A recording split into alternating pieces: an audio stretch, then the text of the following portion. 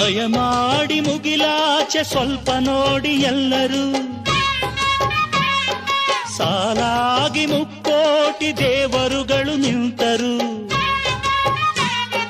ದೇವತೆ ಈ ದೇವತೆ, ಈ ದೇವತೆಯ ಚೆಲುವ ನೋಡಲು, ಈ ಮಾಯಗಾತಿ ನಗುವ ಕಲಿಯಲು.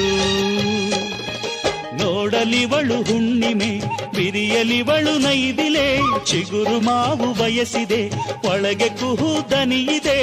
ಏನಿದು ಏನು ಮೋಜಿದು, ಏನಿದೇನು ಮೋಜಿದು.